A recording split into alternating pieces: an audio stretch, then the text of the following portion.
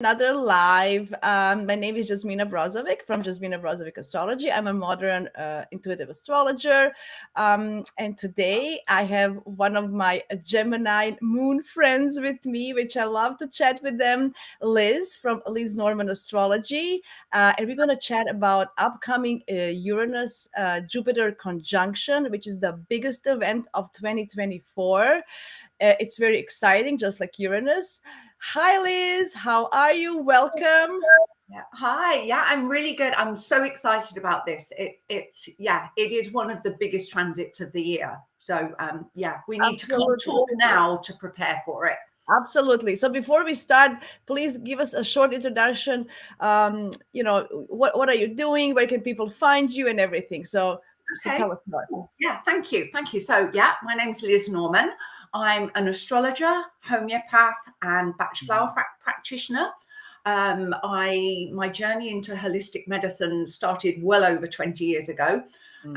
Its roots were in my first Saturn return, and this week is my second Saturn return. So happy second Saturn return to me. Congratulations. So I think that's really cool because, I've built my knowledge, Saturn worked hard at it, added the different modalities, and I started really formally learning astrology, having loved it and read books all my life 5 years ago. So now I integrate all these healing modalities, and to an extent where I start with the chart now. I kind of add the medical astrology and the support on top of my astrology knowledge, because to me it is the key that unlocks so much. So and Gemini moon. So I think I'm on 2 courses at the moment, just 2, but I'm always on at least one. Oh, I lovely. That's amazing. I think we need more and more people like you who are combining many different healing techniques to help people, especially with this upcoming Pluto and Aquarius. We're gonna need that a lot. I don't want to go deeper into that, but I'm so happy to have you here. I'm happy that you were able to work your way to this point in your life when you can help others with your knowledge, and I love that. So that's amazing. So let's dive in. So first of all, I just want to give some technical points. The Jupiter-Uranus conjunction will occur on the April 20th, 21st, depending on where you live in the world, at 21 degrees. So now I'm like confused. 21 degrees Taurus. Yes. So what does that mean? Okay, before we go, I just want to say hi to Kiara in the chat. She goes, sending you both love. I'm also Gemini moon. Well, welcome. We love having Gemini moons. It's a Gemini moon party today. Awesome. I love it. So first of all, what does that mean? So tell us more. Start from the beginning. What is this? Okay, so I thought what we could do to put some structure in case our Gemini moons go everywhere and there is no structure. I kind of start with the transit details. Then I thought we could look at the archetypes, and then let's just go back in history and see, because this is a massive transit, see what things have happened. And I think that'll help people go, wow, this is a big energy. Then we can look at how's it going to affect our lives. But we'll have a better picture then because we've been on that little journey. Okay? I love it. I love journeys. My stepmom is in a Sag house. I love doing Sag things, exploring from way back. Okay. Yeah. Okay. So we're talking about Jupiter and Uranus. So this is basically 2 transiting planets that are co-joining, and they kind of create a meta planet, an energy that's bigger than the sum of the both parts, which is very exciting. So we need to say, well, look, how often is this? Because this is a big deal. Uranus has an 84-year cycle, and Jupiter has a 12-year cycle. So they join about every 14 years. So this is a big deal. This isn't going to come around again for another 14 years. So, that really helps us to kind of set the scene of we need to work with this energy. And, because they have a big joint energy, the orb in which we feel them, although it's exact to 21 degrees, we're going to be feeling it really 10, almost up to 14 degrees either side of it, because they kind of, for a start, Jupiter expands, but any double conjunction. Mm-hmm.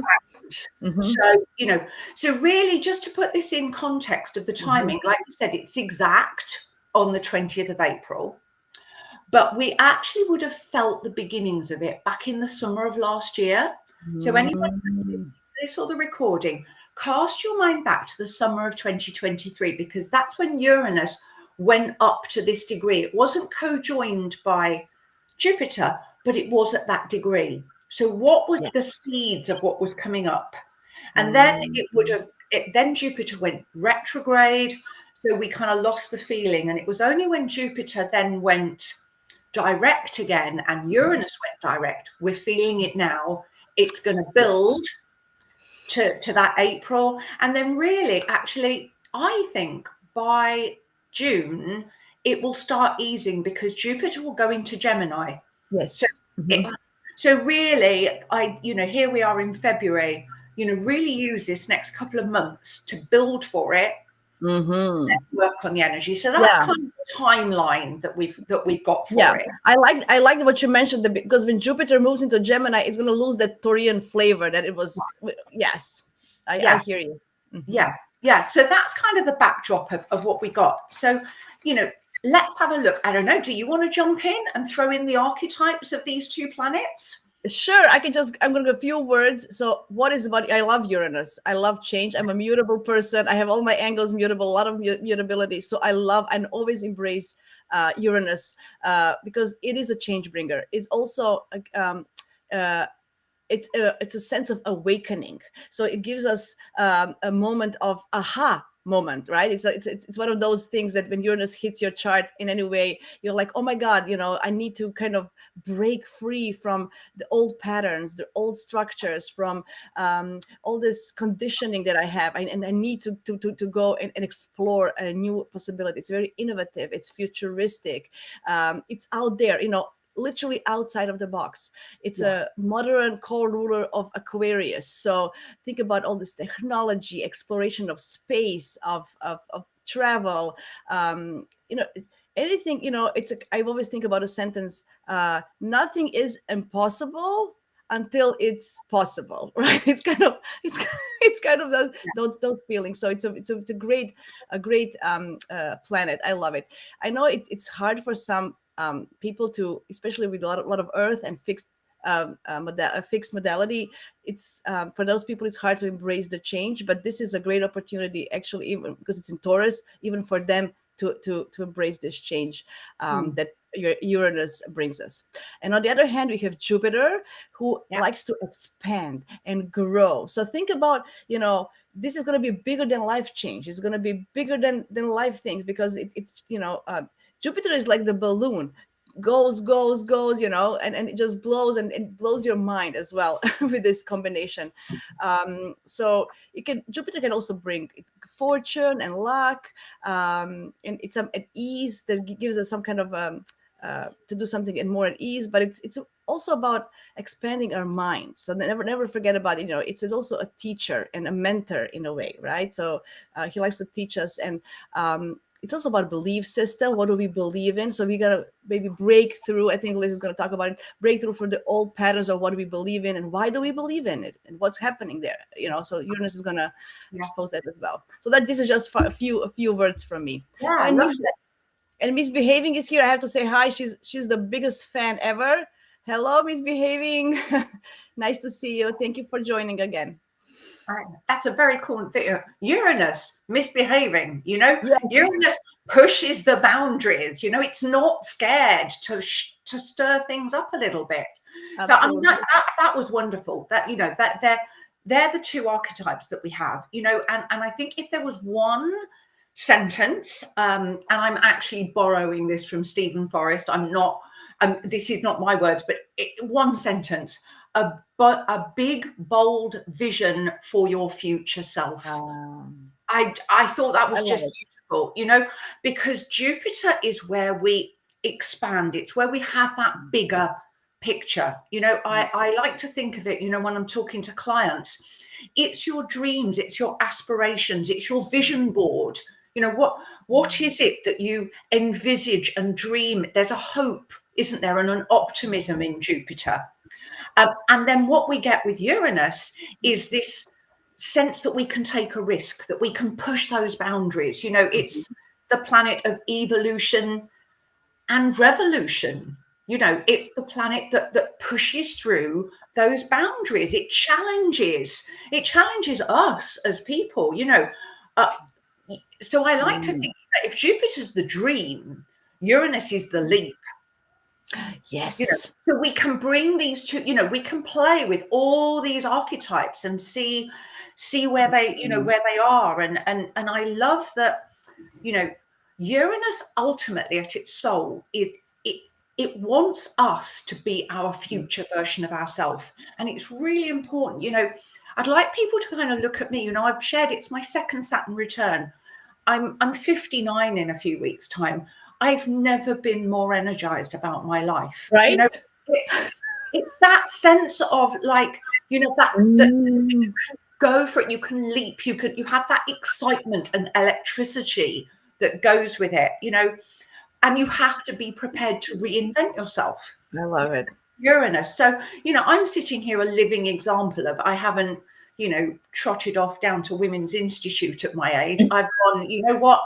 What's my future version of myself? And I love it. And you can feel it. You can see your enthusiasm, which is also Jupiter. You can sense it, right? Before we go on, just want to say hi to Astrology in Style. Hi, thank you for coming, for joining. We appreciate it. Yes, I love your enthusiasm, Liz. I love it. You know, I think one really important thing, if you look at, you know, what's the common thread between these two planets? They're both future looking. You know, Jupiter has this idea that, you know, things are good, but they could be better. You know, this sense of where are we dreaming? Where's our vision? Where are we going to push? But actually, we don't always do that. And so Uranus is that kind of, I like to call it Buzz Lightyear. You know, it's to infinity and beyond. And so I think actually this might be a really good point to look at some of the things in history. You can see I've got so many notes. My Gemini moon went crazy with the notes. Perfect. I mean, it was when I was doing the history that I really went, wow, this is amazing transit. So let's go back to, you know, in Aquarius in 1831, we had Faraday. He discovered electromagnetic induction. Uranus is the planet we link with electrical energy, that buzz, you know, and in the Aquarius conjunction in 1831, what we now know as electricity was that spark was first thought of, you know. And then again, when we think of it in a birth chart, Uranus, Jupiter can be the genius mind, the Jupiter, the bigger thinker, and the Uranus, the out of the box thinking, you know. The three that really blew my mind because of the thread is, you know, Uranus is, you know, we're humans. We can't fly, can we? We don't have wings, but we have minds that created machines that could fly. And that's, you know, and so in 1899 in Sagittarius, the Wright brothers had their first experiment flying.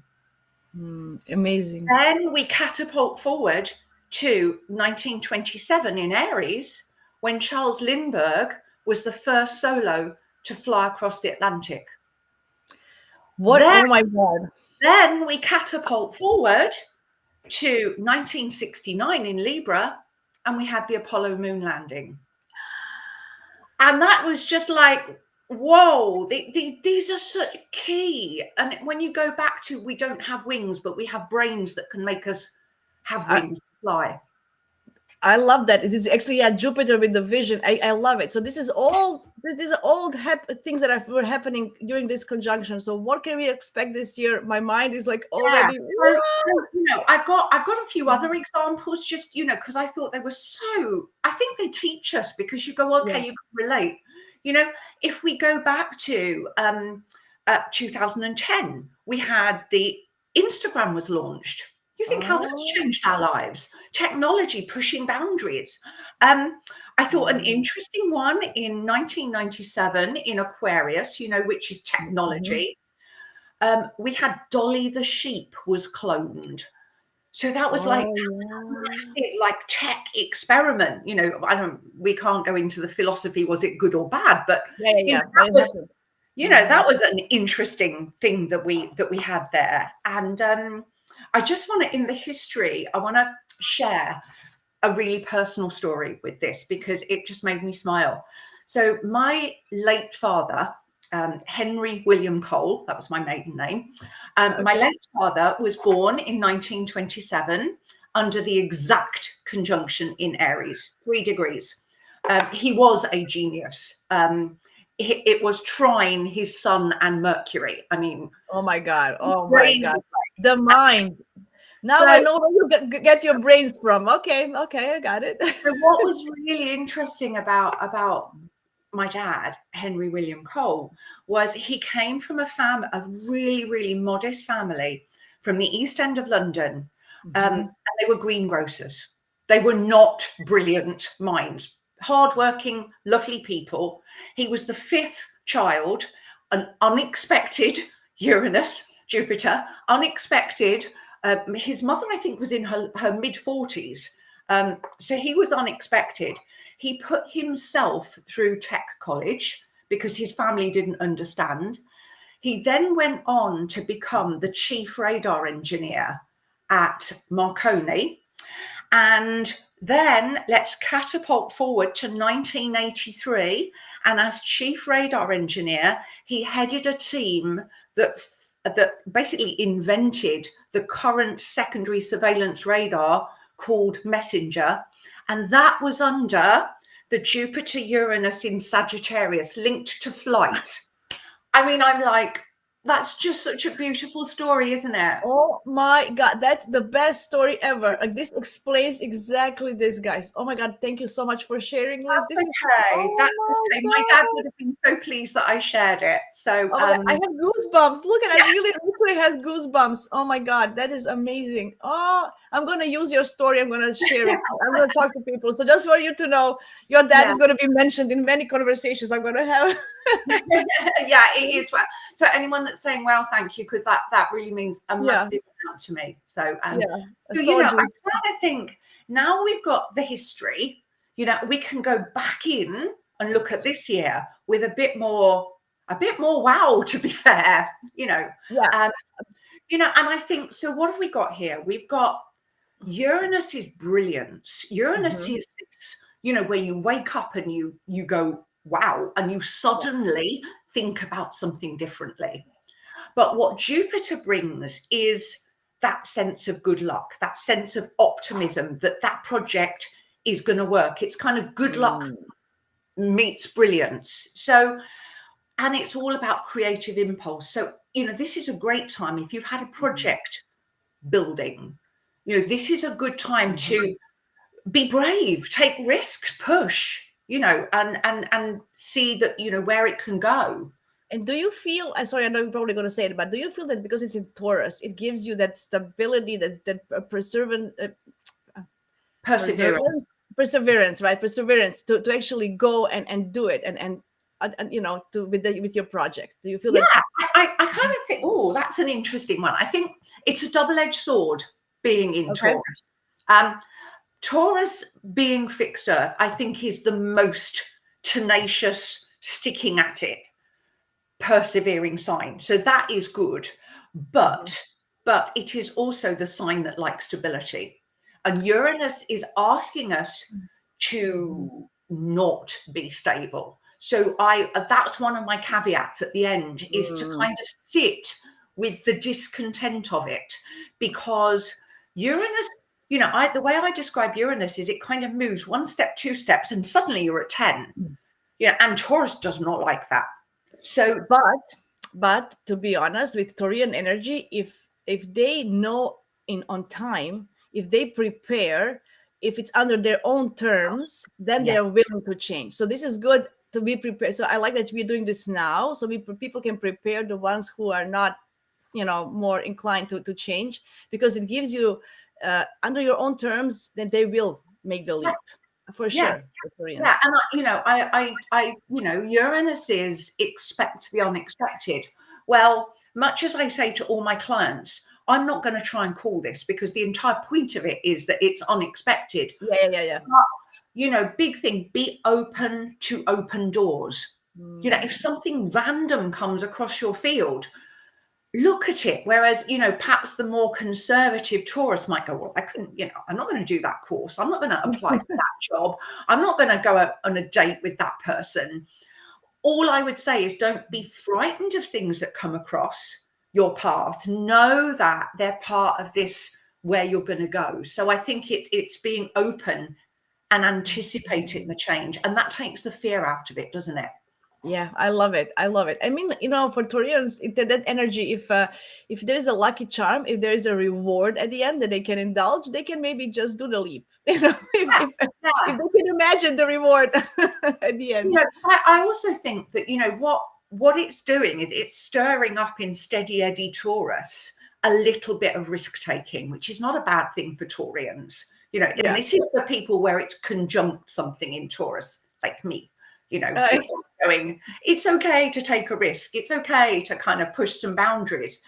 You know, and again, the caveat on that is, which I don't think is going to happen in Taurus, but it's like, don't take this energy and go and blow all your money in Vegas. You know, you know, because Uranus asks us to take risks. But like I said, I think in Taurus, we're grounded in Taurus. I also thought it was quite interesting to look at these in terms of where the planets are. And if we're to make these brilliant ideas of ours have endurance, then actually it's really interesting to look at Saturn in the middle, because we've got, you know, Jupiter, you know, we've got Jupiter and Uranus, and in the middle of these two, we have Saturn. So if you've done the work, if you've actually done the prep, then actually it's almost like this is the serendipity, good luck, because you've already done the Saturn work. I like that. That's brilliant. That's brilliant, Liz. So we're gonna have, that's exactly, like, it's gonna be karmically. Like, if you did it, even if you didn't, so something will happen on the other side, maybe. But you know, I think it's like, you know, you're not just going to wake up one morning and start the project, but if you've been working on it, or you plant the seed now and you do the work. But it's really important. I thought Saturn was quite a good one to look at as well. Okay, and then I know you're probably going to mention this in the future, but we have a question here. So I was just thinking maybe the eclipse before. So Misbehaving says, interesting, I have Sag, Sun, Moon, North Node, so lots of planets, but sometimes too fearful to take the leap. I have Libra rising, so interesting to see how the eclipses works. So I was thinking, because the eclipse is going to be the new moon prior to this conjunction, but it's an ecliptic new moon. And usually we set intentions. So what do you feel? Would this be a good time to set intentions, even if it's eclipse, for this upcoming conjunction? Like, have a vision board on this eclipse new moon, or no? Actually, that's really interesting. I'm so glad. Thank you for that question.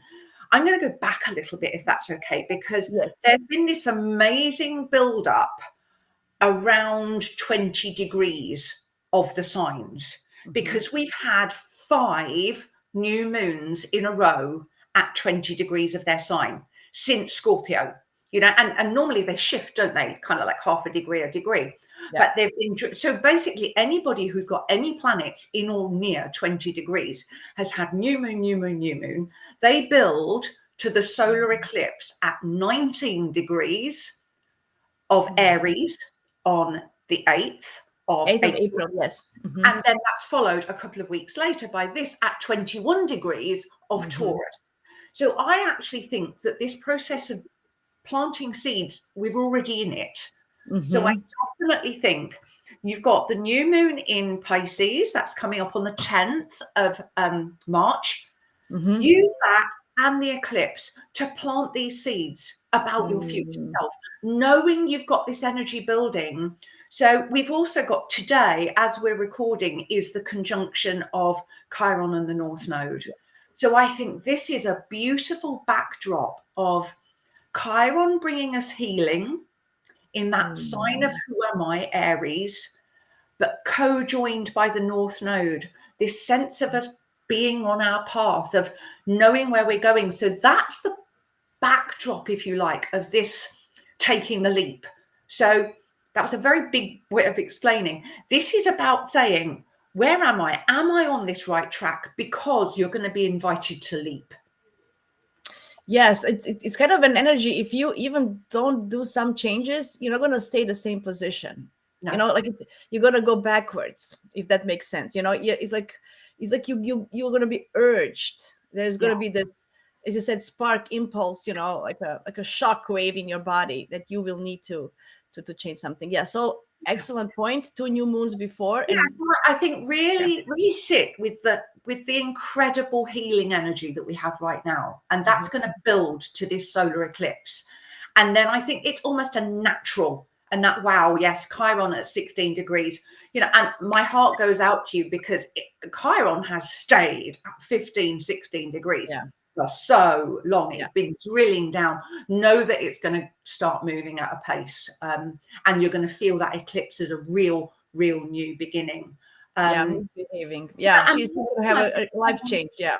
You know, I've been telling clients about the Jupiter Uranus is, don't expect this necessarily to be an externality that comes at you, because we all know with the law of attraction that if you change your thinking, you change your perspective, life changes. And I really think we must remember Uranus is the planet of higher mind. It's the higher octave of Mercury. So if you change how you think about things, then things change. So I would invite people just to sit with that as an idea, that it isn't going to be necessarily an externality. It'll be an internal change as well, you know, that we have moving forward. I just on a quick note, it's not connected, but I just want to mention, so misbehaving. Yeah, you can go through this. It's not easy. I had the Chiron in the sky squaring my Venus for the last year. You know, it's 15. I have 16 degrees Venus, so it's I was, you know, healing and rethinking the way I value, what is my worth. That's, I need to heal. What is my worth, and how I, you know, put it out there in the world. So it's a process, and it, you know, even this with Chiron, it's always a process. So, but it's invite us to change something, which is good, which we need, because we need to change. So let's talk a little bit more then, to kind of, you know, wrap this back to in you know, we've been off to the history, we've come back, we've looked at the, how is this going to affect you? So, you know, be open to open doors. Don't be fearful of change, because it's inviting change. It's inviting you to be your future self. So I've got this pinging my chart. So I knew what happened last July. I will honestly share with people, it wasn't completely wonderful. I was so restless. I was literally like wired. So it took me till the end of it to realize and practice what I preach. It took me till the end of it to take a remedy for it, because I was, you know, I was so in it, I didn't see it. So you might find your brain is going at 1,000,000 miles an hour. So I'm going to put my other hat on here and say they're very safe. Anyone can take these. Wonderful Bach flower remedy for this is white chestnut. That's BACH, Bach flower remedies. Pop a couple of drops in water. It just slows down that mental process. I like that. Great tip. Thank you very much. I was going to ask you, do you have any healing? No, so Bach flower, white chestnut for the brain going at 1,000,000 miles an hour. There's also a physical, you know, Uranus is, these are both future looking planets, so we're not very present. So what I would say is use that Taurian energy to be back in the here and now. And if you feel a little unsettled, connect back with Mother Nature, Taurus, because Taurus brings us that kind of that slower rhythm. And the other thing I would say is I also, you know, I'm learning this lesson from the inside. I was running around so madly, I actually broke my toe. And I was like, that was when I stopped and went, you need to slow down and you need to take a remedy. And thankfully I didn't have a car crash. I didn't, you know, but I'm just saying, you know, be conscious because, you know, your mind's going everywhere and, you know, your body's still here and your toe's still on the end of your foot. So don't break your toe like I did. Yeah, it's interesting. And Saturn is in Pisces, which rules foot, and you have almost Saturn return. So just interesting story. Well, it wasn't. It wasn't. It was very painful. So, you know, yeah, be open to open doors, slow down, connect with nature. If you feel that physical, another good remedy for that is called impatience. It literally is for being impatient. So the two, I'm taking them both, and they really have helped me to kind of use this energy positively. So yeah, I didn't know whether you wanted to just finish up by kind of taking people through where it's going to affect them in their chart, what signs are going to be affected. We can do for half an hour more. I mean, this was just in general. If you want to go in more details, I would appreciate it. I think it's interesting and people love this. I think you're amazing, and I just can't stop listening to you. So please continue. Please. Okay, so this is really for people listening who aren't, you know, astrologers, and apologies if you would already know this, but you know, when we have a transit, I like to, and this is a big transit, okay, this is, you know, I like to think of them as their energies from the sky, from the heavens, shining a light on our birth chart. And, you know, how they shine that light will depend on whether they're conjunct or opposite. So think of that light either coming down or it's shining at an angle. So if you have planets in Taurus, like me, I have my Jupiter there, it's shining right on top of me. So it's almost like I can't escape it, but I'm also slightly unaware of it because I can't see the light. It's actually enveloping me. So anybody who's got anything really, I would say from, you know, 10, 12 degrees of Taurus all the way to the end of Taurus is going to be in feeling that light around them, and that's going to be a conjunction because it's happening on top of the sign. I love it. It's like a stardust. It's like a stardust going on your head. I like that. But it's much more likely then to be an internal change. It'll be a change of your own thinking. It's a conjunction. So then we're looking at the other signs. Well, obviously Taurus is opposite Scorpio, so we're going to be so if it's conjuncting your south node, then obviously what it's going to be is opposite your north node. It's actually highlighting your nodal axis. That's really going to be getting you back on your path. That's going to be really reconnecting you with where you're supposed to be going. And you're going to be more conscious of it as an opposition. And again, we're talking Scorpio, anything from about 10, 12 degrees to the end are going to feel that. And that may come in as an externality. It may be something from the outside that makes you rethink. So that's Scorpio, which is opposite. And then, of course, we're going to go for the squares, you know, the 90-degree angles, which are the other fixed signs. So we're looking at Leo and we're looking at Aquarius. And so that light's going to be coming at a right angle. And squares by opposition, squares by transit, make us want to do something. They really, you know, we want to act. You reminded me, like, because it's going, like, it's like poking us in the ribs, you know, from the both sides. What are you going to do about this? What are you going to do about this? Yeah. So, you know, I think it's quite important to understand how the different nuances of energy when we have transits affecting us, you know, and listen to it. You know, it's inviting change. Listen to it, you know, go with that change. And then, of course, we've got I'm using the term loosely, favorable, you know, a trine, which is going to be 120 degrees, earth sign to another earth sign. That's going to tend to be more of a positive serendipity coming across your path, but it can also be an expansion of that. You know, I think but that's going to more likely really bring good fortune into your life. So we've got the trine, which will be people with Capricorn and Virgo.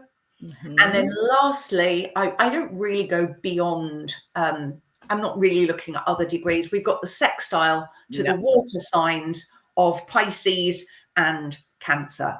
So pretty much affecting most of us. I think the Pisceans especially going to appreciate this with Saturn hitting them for the last year and this year. I think they're going to have like a breath of fresh air with this new things. I think they're going to really enjoy this opportunity. Yeah, actually, that's a shout out to anyone that's had that anybody, you know, we've had Saturn in Pisces, you know, it went in March last year, got up to 7 degrees, then it went back. And it stayed at 0 for so long. I have a load of Pisces planets. It was like walking uphill backwards. It was so hard work. And now it's moved on. And I think that's an interesting feel, is that you've done the work. Just think of Saturn's where we work hard, where we become masters. So this will be the fruition of that. So anyone that's been feeling the Saturn hard work, know that this is a more fruition that you've got with that. But yeah, I mean, if it's pinging your sun, your moon, your nodes, or angles. I was just thinking, it's going to trine my angle, not exact, but it's going to be like 7-degree trine to my angle, to my ascendant, right? So actually, I have all angles in the same position. So that's going to be cool. I mean, obviously with any transits, the closer it is, the closer you're going to feel it. You know, in my chart, it is exactly on my Jupiter return to the minute. Oh my, to the minute? To the minute, it is exact, which is why I know where it is. And then my ascendant's at 24 degrees Taurus. So, I'm asking other astrologers to talk me through that one, because I'm just, you know, I'm in it. You know, so it's going to be interesting. Talk to me in May and see where it's landed. I for sure will. I'm thinking about, my husband has a 23-degree Jupiter in Taurus, so it's going to hit him as well in his 10th house. It is. So there's a big things. You're going to have a lot of things as well. So where is your ascendant? Yeah, I have Jupiter. My website is called Jupiter Rising. Yes, because I actually have Jupiter conjunct my ascendant. I didn't make that one up for my website, and it's just Jupiter's just in the 12th house, so my ascendant's at 24. So I'm going to get activated, then it's going to go over that ascendant point. So, you know, I'm quite excited about it. We shall see. I might turn into an alien. I don't know. I don't know. When we see you with a pink purple hair in May, you'll see. You know. You want to change your appearance, all of a sudden your Taurian stability is like, you know what, I'm going to cut my hair and dye in rainbow colors. I love that. You know, we'll you know, I'm very open to it, and you know, I think once I learned the lessons last summer, and again I'd loop back to that, when we have transits build up, they're harder, aren't they, when they start? You know, and that restlessness sat very badly with me last summer. So I'm navigating it much better this time. I'm literally practicing what I preach, and I'm taking remedies, and they are really helping. So, you know, I would say to people, if you feel that, sit with it, because then you're more likely to get the positives of the transit. And then you have some on your website they can purchase from you? No, I don't sell them. We're covered by all sorts of laws, and you can buy Bach Flower remedies from any health store. Okay. In England, I don't know how it's here. What I'll do under the post in this, when it goes onto Instagram, I'll write the names of the remedies. They're perfectly safe. Couple of drops in water. Sip the water. They are. Please. In the comments. Just put in the comments what. Yes, that would be very helpful. Thank you very much. Yes, because white chestnut, I'm going to get one. I'm going to get for myself, because I have a lot of Gemini energy. I need white chestnut.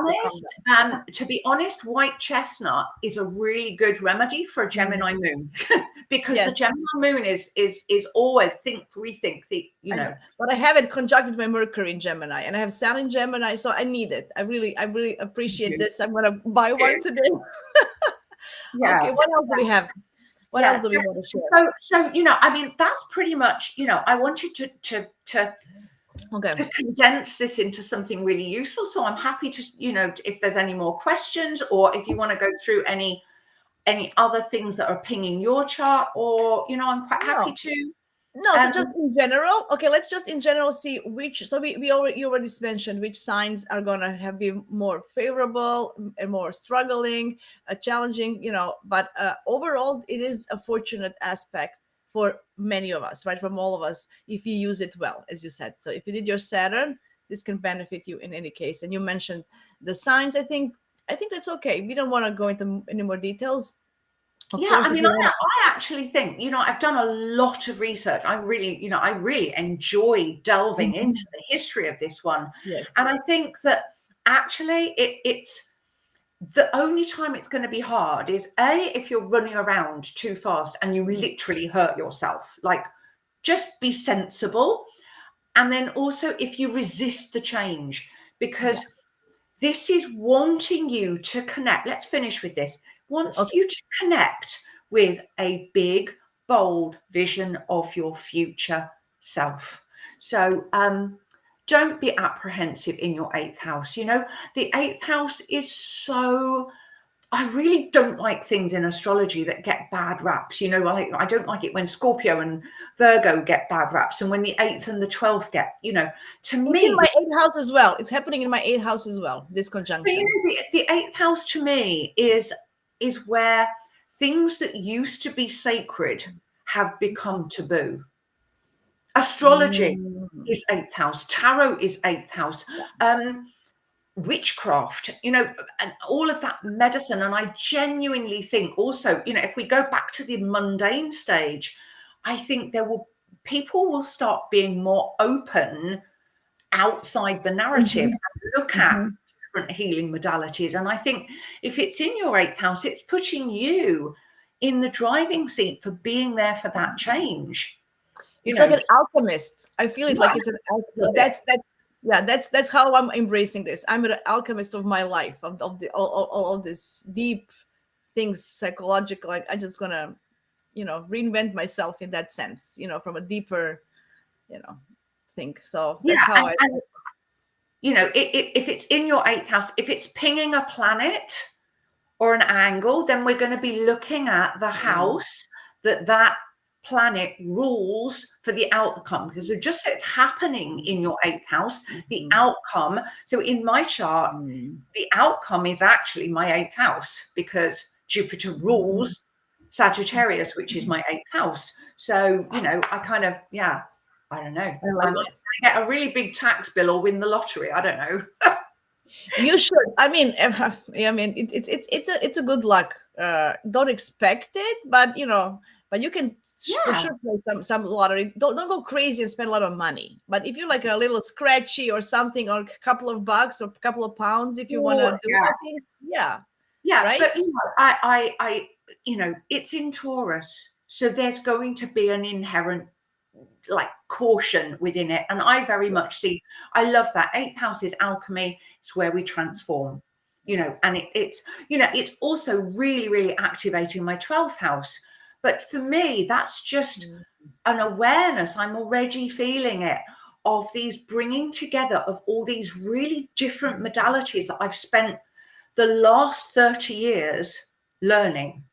I've learned all this stuff, and I'm bringing it, and they're all 12th house things. And actually my natal Mercury is in the 12th. So I was here to study 12th house stuff.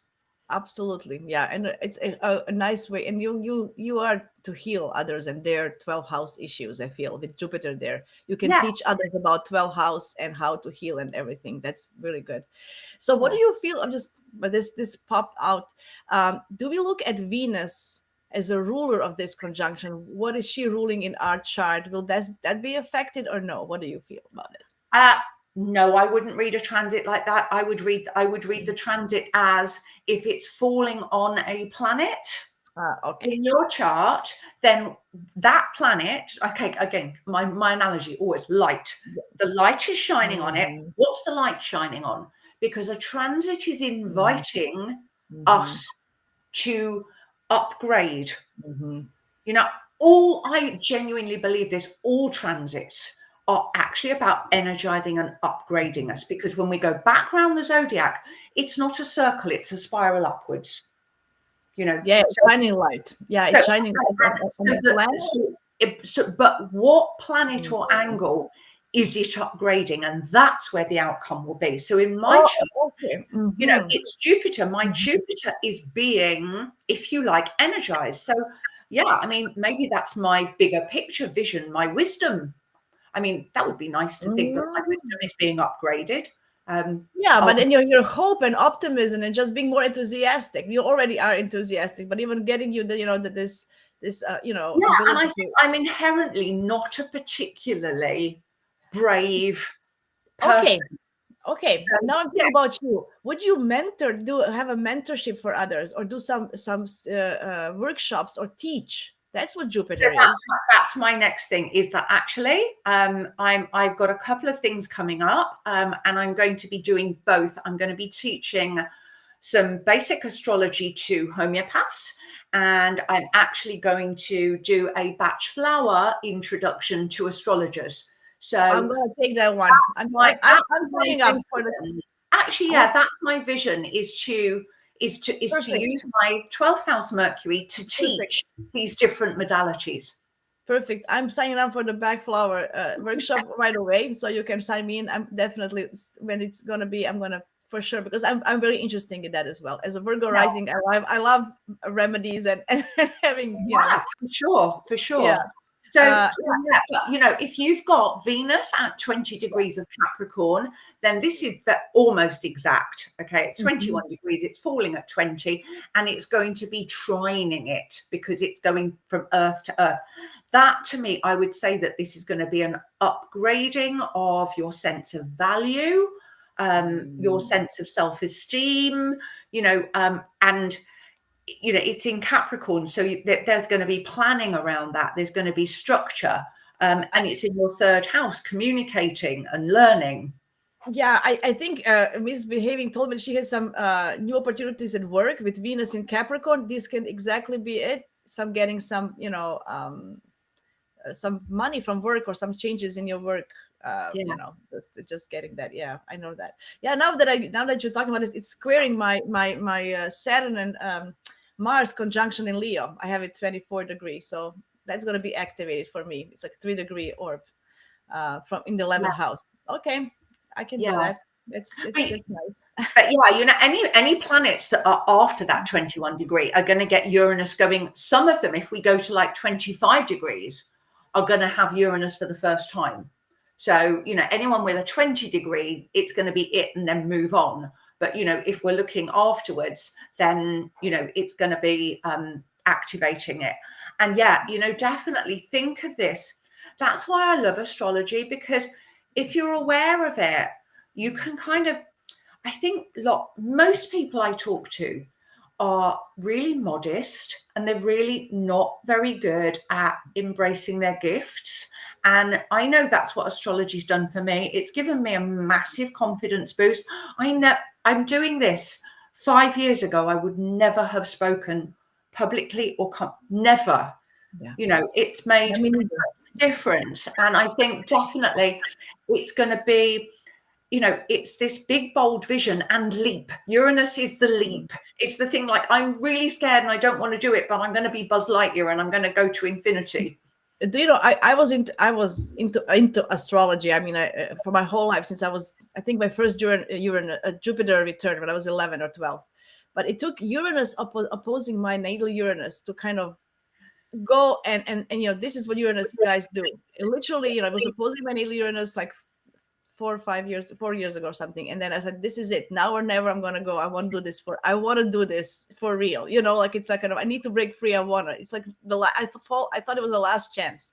So this is what Uranus does to you. It really, you know, it shakes you your whole life and says now or never. You know, the midlife crisis for me. Dress up like Freddie Mercury and get the Hoover out and start singing I Want to Break Through, because that's the energy, isn't it? So let's finish on that lovely, you know, it's like, okay, don't get held back by the past versions of yourself, wherever you are in your journey, wherever you are. So yeah, absolutely. I appreciate this, Liz. This was amazing.